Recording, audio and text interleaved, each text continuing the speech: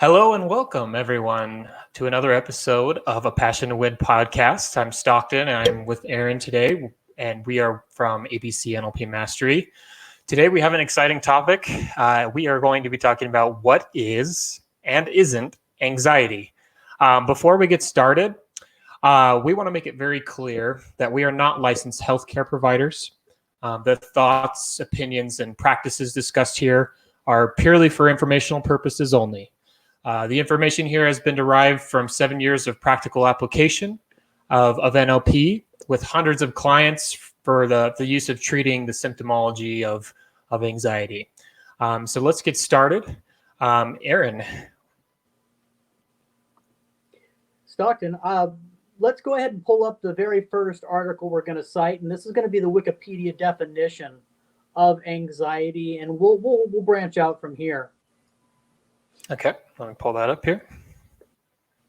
So, anxiety is an emotion characterized by an unpleasant state of inner turmoil. I want you guys to pay attention to the language, inner turmoil, often accompanied by nervous behaviors.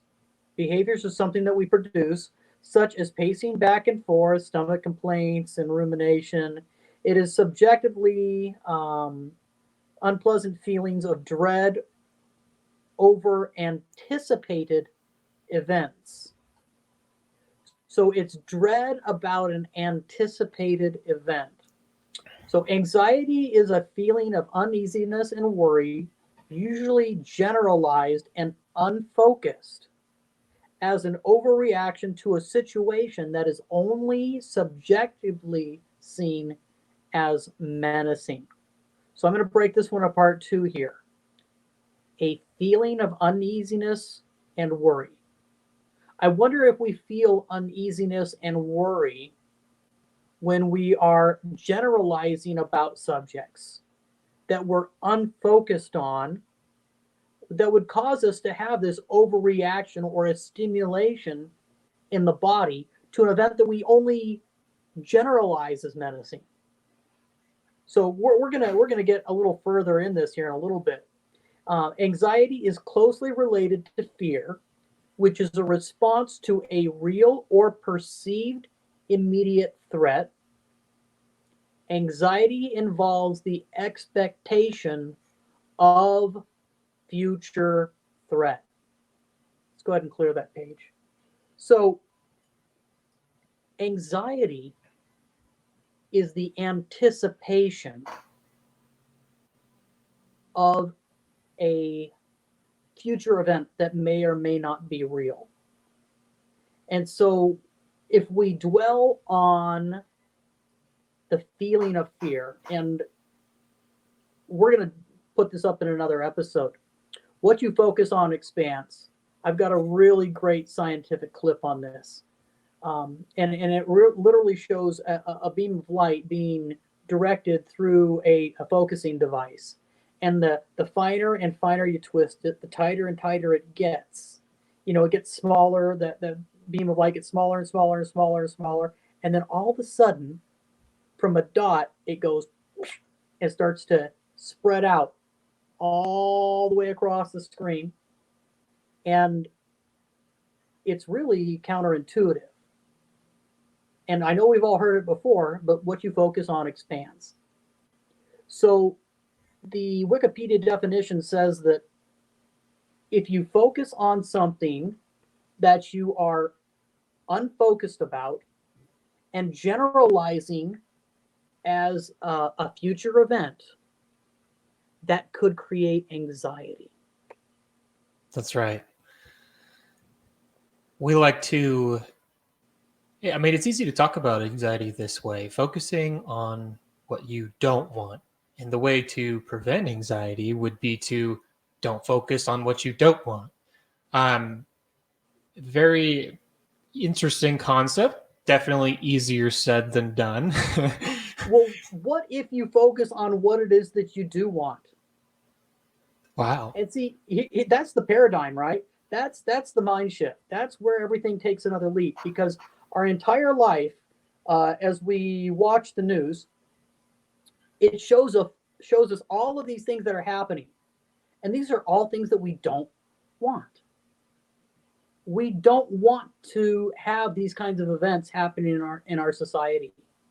But they know that the perpetuation of these events broadcast over a news station to millions of viewers around the world will perpetuate the feeling of fear.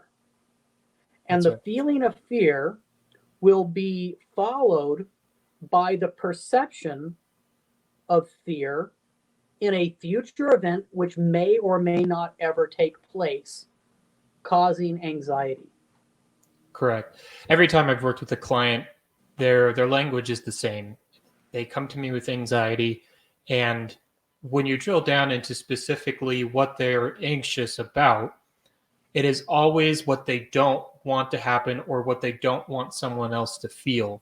I could give you hundreds of examples, but if you talk to somebody with anxiety, their language will always be, well, I really don't want this to happen. I don't want to feel this way. I don't want to be in a situation where somebody's going to make me feel stressed out or this. Or maybe it's something as simple as just going on a date, which most everyone has done. We can all relate to this. You're getting ready to go on a date, right? What's your perception? Most of the time you're freaking out.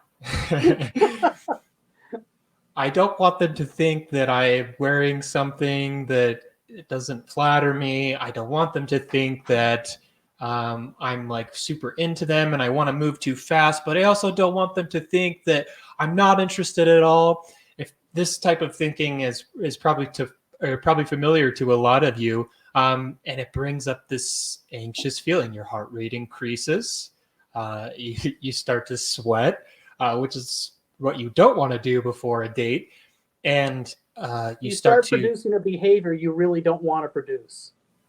right. Let's pull up the next article because you brought up something really important here.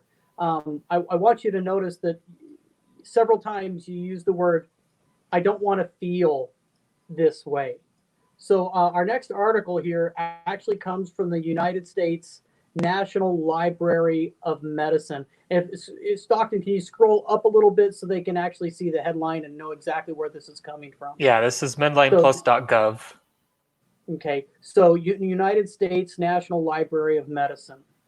So anxiety is a feeling, it's a feeling, okay? It's a feeling of fear, dread, and uneasiness. It might cause you to sweat, feel restless and tense, and have a rapid heartbeat. It can be a normal reaction to stress. Stress, I'm not going to say that's self-induced. For example, you might feel anxious about when you're faced with a difficult problem at work, before taking a test, or before making an important decision. It can help you to cope.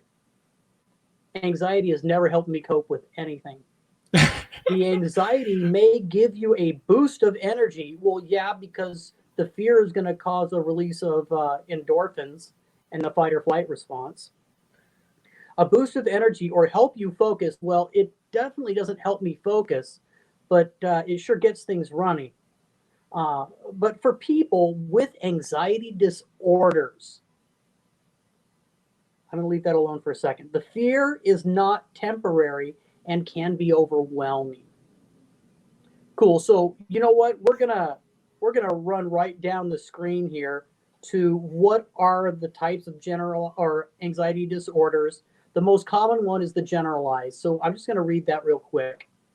There are several types of anxiety disorders, including people with GAD. They tend to worry about ordinary issues such as health, money, work, and family, but their worries are excessive. And they have them almost every day for at least 6 months. Okay, I want you to pay very close attention here to what they're talking about. People with generalized anxiety disorder. Worry about ordinary issues. And they do it every day for at least 6 months. Okay, I'm going to repeat this again. If you worry about ordinary issues every day for at least 6 months, they're saying that you have a generalized anxiety disorder. And if you read down one paragraph, just the very first sentence, what causes anxiety disorders? The cause of anxiety is unknown. Wow. Okay. In case anyone hasn't put the pieces together, the cause of anxiety is unknown. But if you worry about ordinary issues and you do it every day for at least 6 months, you have a disorder? Okay, so here's the deal. What happens if you don't do what you shouldn't do and do what you should do? So let's talk about the thoughts and opinions here. To worry is an action. To worry about something, you have to actively focus on what it is that you don't want. And if you actively focus on what it is that you don't want, and if there's anybody out there who believes in the law of the attraction or the universe or karma, what you put out is what you get back, right? So if you spend your time to worry about what it is that you don't want, what do you think you're asking for? What you But don't the cause want. of anxiety is unknown. This is Right. a medical document that says the cause of anxiety is unknown. Can you go ahead and bring that back up? Of course. The cause is unknown, but if you focus on what it is that you don't want, guess what you get? Well, according to this, you get anxiety. So we've got the characteristics of it, but I'd like to scroll down to the bottom. Okay, using caffeine, other substances, and certain medicines can make your symptoms worse. Okay, so you have a symptomology based on your behavior. A symptomology, a physiology now that is attacking your body, the fight and flight response. That is what's going on here is if you worry about something, you don't know if you should fight it or run away from it. So the fight or flight response, what's actually going on here is there's a war between the two. And the person doesn't know if they should run toward it and solve the problem, which would be the fight, or if they should run away from it and get away from it, which will only prolong the inevitable. But the true action here is it's only a perception of an event that may or may not happen or take place. So if you worry about something, number one, you have to do that. If you don't worry about it, you're not going to create anxiety. It's against the rules. It can't happen. Now, there's other factors that can come into play here. The physiology of the individual. They stated things like thyroid conditions, medications, the use of caffeine. It says other substances. I don't suppose those might be whatever you want to call them. So let's think about it again. If you don't do what you don't want, meaning you do what you want, you're going to get the results that you want. If you get the results that you want, do we even need to have this conversation about anxiety? We wouldn't, would we? No, we wouldn't. So we're going to wrap this up with an idea here. And the idea is actually an NLP technique called the anti-anxiety model. And I'd like you to think about some event in your future, some unspecified event in your future where you might begin to feel anxious about that. And I want you to know where that feeling, originates in your body. And it should be somewhere, in the upper chest area, because you don't know if you're going to fight and you don't know if you're going to flight. If you're going to fight, the feeling's going to drop. And if it drops just a little bit, it goes into excitement. If you can get that feeling to move down a little bit, it's going to change to excitement. Okay? If you let the feeling go up, it's going to turn into fear, and that's flight. So if it goes down, it's going to go excitement, and then from excitement, it could go into fight, where you're going to actively take an action and do something about it. It's a guttural instinct to fight, or so I'm using fight as a good word this time. Okay, if you're gonna take action and do something, it has to process through the neurology and go through the body in a good way. If you're going to run away from something, you're going to throw it up through your neurology. You want to take it out of your head, out of your mind. It has to come out the same way it came in, because you haven't processed this emotion yet. You haven't processed the thought. This is an unfocused thought on a generalized subject, on an unspecific outcome of a future event that you have no idea how the outcome is going to happen. So now that we've covered this, hopefully you've been able to follow me. But let's say you have an unspecified event in the future, which would cause you to once again feel these feelings of anxiety. And if you slow yourself down and you're not hyped up on caffeine or antidepressants or other things that you could be taking, if you've got a medical condition, please take your medicine. If you're a healthy individual and you want to stay healthy, please take my advice. That's all it is advice. So as you're focused now on this event in the future, I'd like you to notice that as you begin to approach the situation, that those feelings of anxiety come up. Now, clear the screen. Clear the screen. Does it go white or black? Only you know. Clear the screen. Now, I'd like you to think about the successful completion of that event 15 minutes after the event. Let's say you went to a public office like a department of motor vehicles, and you know that there's a long line in there and people have been drinking their morning coffee and they haven't had lunch yet. And you've got to wait in line with all of these other people who are hyped up on their caffeine and they haven't had lunch yet.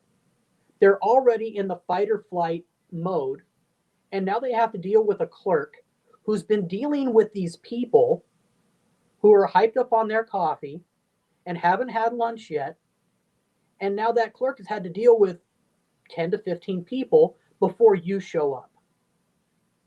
Now, what would happen if you were aware of the situation in which these clerks have to deal with these people? Those clerks may or may not have the best attitude when you get there. That's not your fault. But what happens is under your control. If you can slow yourself down and make a conscious effort to have an interaction with this person, maybe you notice the picture on their desk, the way that they paid attention to their makeup or hair, or the clothes that they're wearing. You might have noticed something unique about that individual that would allow you to pay them a compliment and then make that interaction a personal interaction, because these are two human beings communicating, right?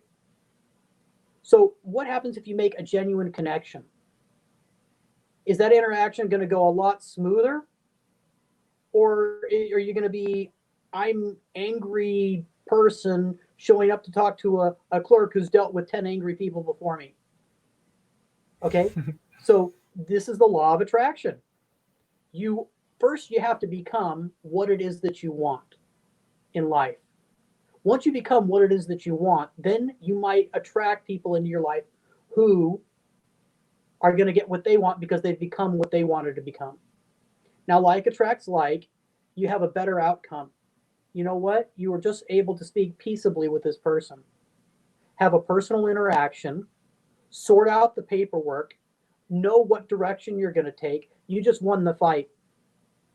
You didn't have to run. You didn't have a conflict.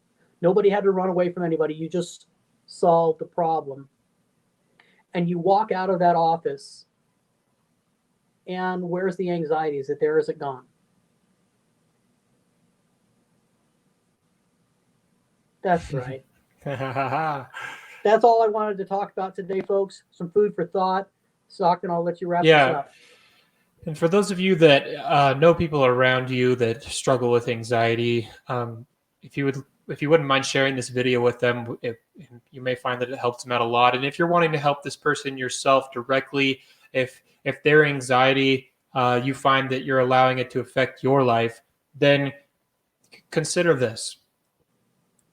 We have a saying in NLP that goes, anxiety is a signal from the unconscious mind to focus on what you want.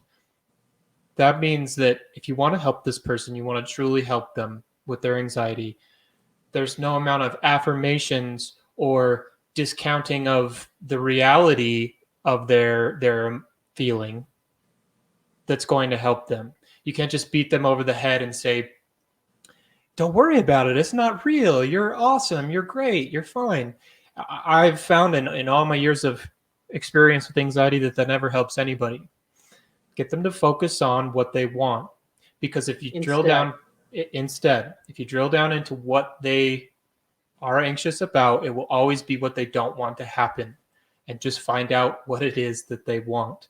Get them to focus on the successful completion of the event and ask, where is the anxiety? Is it there or is it gone? And it is always gone if you've got them to truly focus on what they want. We thank you for tuning in today. I think that's all we have to say on the topic for now. I would love to revisit this later on as we get your feedback. But please share this video. Follow us on YouTube here. Subscribe if you're watching on YouTube, and like ABC NLP Mastery on Facebook. And we will be back soon with another episode. And Instagram. See you later. Thank you. Oh, and Instagram. We're ABC NLP Mastery on Instagram. See you soon.